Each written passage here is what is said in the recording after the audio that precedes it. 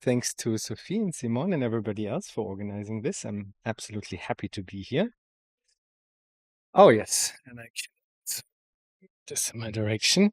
I will present a new project, which I'm in the process of setting up together with a small consortium of other researchers. The project is called Playing Utopia, and it's very, very early stage, meaning we are seeking funding and will submit a funding proposal at the VW Foundation soon. I wanted to present this outline of the project here nonetheless, even though it is very, very early stage, because I chose to pursue this project specifically because I believe it will be able to provide something for the planning debate and the larger ecosystem of alternatives to capitalism that is quite underserved so far. And I will get to what this might be later in the presentation. Here's the agenda for the talk. First, I will give you an outline of the project and say a few words about why I believe such a project to be worthy of pursuing. In section 2, I will argue that we need an ecology of planning media if we want to bring about truly democratic forms of planning. And then I will close with a bit of an outlook and an invitation to all of you to join this journey that is Playing Utopia. Okay, let's get into it. What is Playing Utopia? Playing Utopia explores the potential of play as a form of collective social inquiry into societal change, focusing on computer games as a medium for social, economic, and political experimentation. The project will develop a massively multiplayer online role-playing game, a so-called MMORPG, in which experiments in social coordination around ecological planning and just transition can take place. For those of you who have never encountered the genre, MMORPGs are large-scale persistent online games where players interact in a shared virtual world where they take on different types of roles and participate in open-ended activities of all sorts. MMORPGs are dynamic, player-driven environments where complex social, economic, and political systems can emerge. And I will give you 2 examples that came up in my research so far. This is A Tale in the Desert. It came up multiple times in my research, actually, in the research interviews that I undertook, because it has a very, very interesting structure, and this structure might even be informative for the way in which we approach the question of iterative learning in our game Playing Utopia. I would say A Tale in the Desert is actually a sort of social experiment. And the task is basically to create a society from scratch. And the interesting thing is that the game is played in so-called tellings, which run for roughly 1.5 years. And when a telling ends, a wipe is performed and the game starts anew from scratch. But the important part is that there is an element in which players can influence the rule set within the game by writing, introducing, and passing laws. This includes, for example, player bans and stuff like that, which will then be transferred by the developers into the code of the game and thereby be made reality within the world of this game. And they can also influence changes of the overall rule set between the different tales, and this includes another element, of course. So what you get is a form of evolving experiment which runs for more than 20 years now. It's a form of self-reflective, iterative, experimental, and feedback-driven learning, and this I find to be quite interesting, I have to say. A Tale in the Desert does not include combat of any sort, and apparently no universal currency has emerged so far, even though there is trade going on, which makes it quite different from the second example that I brought here. It's called EVE Online. Some of you might know it. While A Tale in the Desert is absolutely a niche phenomenon, EVE Online is a popular game set in space in which players engage in unscripted interaction in the form of warfare, economic competition, and political schemes, and so on. And EVE Online has developed a very complex economy, actually economies, one might say, including division of labor, specialization, marketplaces, speculation, arbitrage, and so on. And in the case of games like EVE Online, however, the economy that has been created is simulating capitalist relations of production with profit-driven market exchange, private property, high degrees of commodification, capital accumulation, and similar features. Because of the specific way that games like EVE Online are set up, they serve as laboratories for simulating capitalist dynamics under experimental conditions. And this experimental character is, of course, interesting on its own. And here you see a quote by Yanis Varoufakis talking about his experience as an economist in residence for Valve, a prominent gaming company. And I'd like to read the quote. My reasons for getting involved were many. One was the prospect of studying an economy as an omniscient researcher. Since I would have access to the full data set in real time, I did not need statistics. Another was the law of playing God, i.e. being able to do with these digital economies things that no economist can do in the quote-unquote real world. For example, alter rules, prices, and quantities to see what happens, end quote. So there's a lot to unpack here for which we don't have time, not the least with regard to the underlying self-perception of economists wanting to play God. But the important part is not Varoufakis' ambition to play God, but the underlying potential that lies in the experimental nature of virtual economies, a potential that can and should be harnessed for post-capitalist construction. And this is exactly what Playing Utopia seeks to do. It makes the argument that the development of virtual worlds in which the collective transformation of our societies can be tried and tested through open-ended play is uniquely suited to advance transformation research in an innovative way. And in doing so, it contributes to our collective efforts around a creative construction of alternatives. The project follows Gerdes, Schröter, and Scholz-Weckele in identifying the potential that lies in massively multiplayer online role-playing games to be not only virtual worlds, but transformative virtual worlds, meaning virtual environments in which socioeconomic macro structures can be changed through emergent in-game processes over space and time.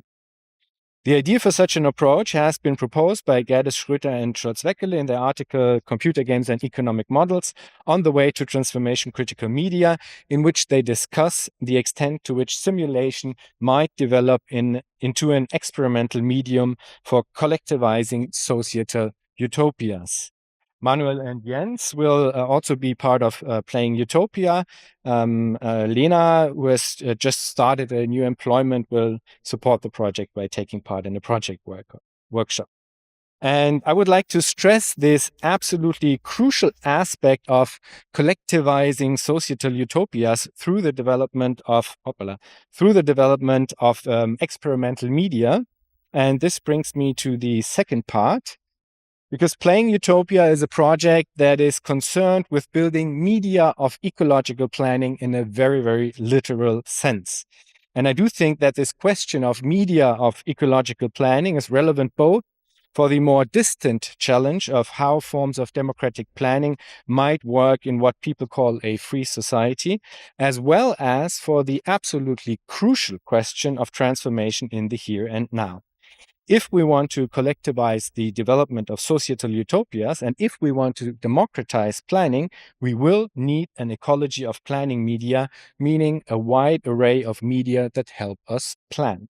Such a call for planning media is, of course, nothing new. I guess many of you know about Otto Neurath's efforts around this very question. What lay at the heart of Neurath's efforts was the conviction that in order for democratic planning to be democratic and not technocratic, one would need to have ways of communicating information that allow everybody to meaningfully engage with processes of democratic planning.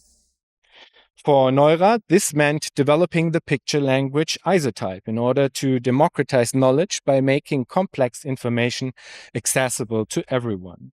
At the core of it, Neurath's goal was an educational one, and isotype has to be seen as a form of educational media. This, of course, has been a fantastic contribution, and most certainly Playing Utopia has an element of educational media entailed. But at its core, Playing Utopia is not so much about educating people about a predefined topic.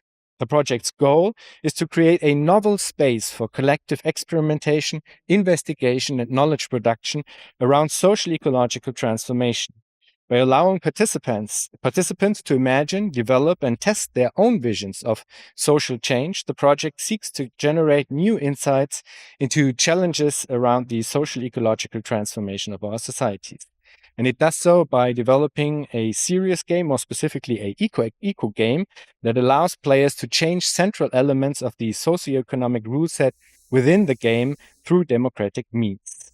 And I would like to highlight a specific aspect with regard to this need for planning media, namely the need to socialize data production, something that is, I think, quite relevant for the work of people here in this room as well. And I'm extremely happy that Walter Zeug, who's over there, has agreed to take part in Playing Utopia by providing the real-world data from his Integrated Life Cycle Sustainability Assessment, HILCSA in short, which we will implement into the virtual world of the game. Hopefully so. And this immediately brings up an important function of the kind of media of ecological planning that I'm talking about. Because we need to ask ourselves, how can the social role of producing and interpreting data be democratized, or at least be reflected upon in a socially and politically relevant manner? How can data sets like the one Walter will provide be experimented with, be tried and tested in a more collective way? If raw data is an oxymoron, if there is no such thing as raw data, then we need to talk about the role that the creation and interpretation of data plays within democratic planned economies. If we imagine these economies to be heavily reliant on a multiplicity of data, and I think we all do, not the least because of questions of incommensurability, then the work of creating and interpreting data is an essential part of world making that needs to be reflected upon collectively. And we need places for that. We need ways of learning this skill.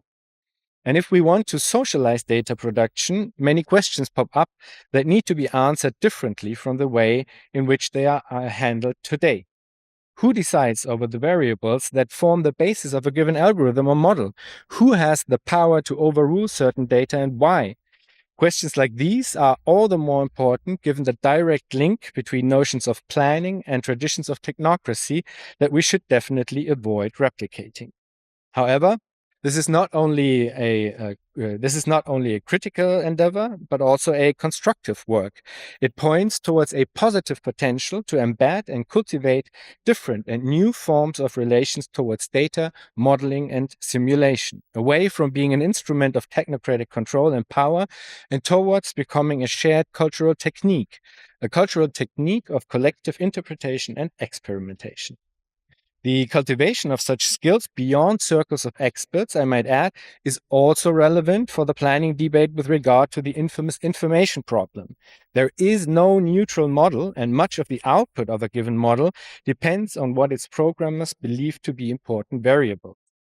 Alternative assumptions on what the important variables consider are can therefore be helpful in trying to achieve a more comprehensive picture and at the same time distribute the political influence that comes along with setting the variables and modeling in general. We should engage in fostering cultures of experimentation and simulation, and this is essentially what the project Playing Utopia seeks to do, to be part of a broader landscape of experimentation and creative construction around democratic planning and alternatives to capitalism more broadly. And this, and with this, let me close with a very broad invitation to all of you. If everything works out as planned, I will be able to create a Future Histories Lab. Future Histories is a long-running podcast that I'm running for 5 years now. So I will hopefully be able to create a Future Histories Lab sometime in the second half of this year as a vehicle through which different experiments around alternatives to capitalism can take place. And this includes the production of planning media, as I was talking about today, hands-on workshops and experiments around play as a form of social inquiry. At the turn of the year, I will also start the Playing Utopia podcast as part of my podcasting as research practice. And I'm absolutely and all for abstract discussions about models of democratic planning, but I'm equally excited that we will hopefully be able to develop some interesting practical experiments in the near future. Since Playing Utopia wants to become a collective space for experimentation, I hope I was somewhat able to spark your interest in this. And if the project goes through, there will for sure at some point be a massive outreach into the community of researchers interested in alternative construction. And I would like to cordially invite you all to participate in this project. And with this, I thank you for your attention.